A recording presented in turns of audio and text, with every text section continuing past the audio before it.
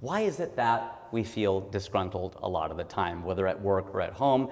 I think, rather philosophically, it is the water in which we swim. I'm going to say something perhaps a bit controversial and maybe a little bit un-PC. That's why I have a Mac. Here's the thing. It's something called the Maslow paradox. How many people, by round of applause, are familiar with the Maslow pyramid? Okay. All right, good. So a lot of us are, some of us may not be, but this man, Maslow, talked about how there are, several needs that we all have. The very basic being the physiological. You have to eat, all your 5 basic things of water, food, air, clothing, shelter, all of that. And then it ladders all the way up to self-actualization. Now, at our level, we're not all on the same level, but at our socioeconomic status or so, we have kind of a high starting point, right? And that's a gift and a curse. And they say to whom much is given, much is expected. So the higher we are on the Maslow hierarchy of needs, maybe it is harder to find happiness, because to me, happiness is about the delta, right? When I'm the child of immigrants, so sometimes when I will see it from this perspective, it's a little bit clear. I'll see a janitor and I won't see a guy mopping up a floor. Well, I will see a guy mopping up a floor, but I'll also see somebody who may have come here from India, from Ireland, from any of the other 7 countries that start with the letter I, and if you're bored, you can work on that.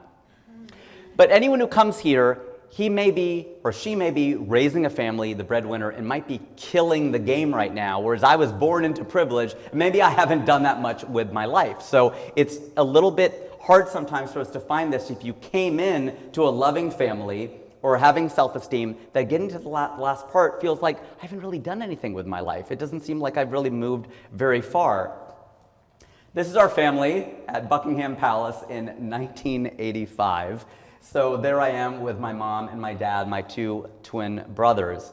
And like a lot of people in our generation, Asian and otherwise, I spend a lot of time thinking, what am I supposed to do with my life?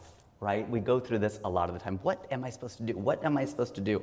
And my mom said to me once, that is a huge privilege. You kids have a huge privilege. She said, we got to this country and we were focused on keeping our heads down and doing what we had to do. We were focused on our current meal, our current day of work, our current child, not the next of anything. And isn't this just an embodiment of what they say of staying in the moment? This is what they were forced to do. So since we started way up there on Maslow, it may be harder for us to find this happiness. But here is the but of our parents' generation.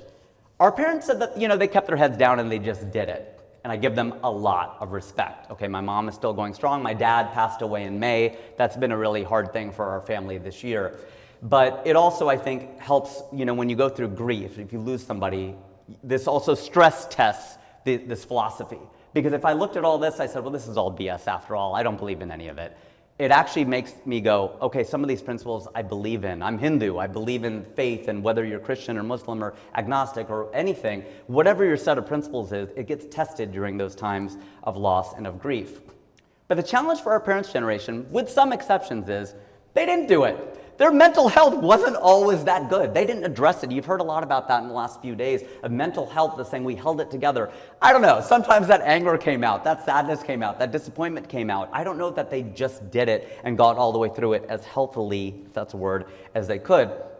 Now add this to the fact, again, the water in which we're swimming, that your companies, all the companies here today and over the course of this week, you hire ambitious people, right? We're here, we want more and bigger and faster and taller and stronger, and it's never feels like it's enough.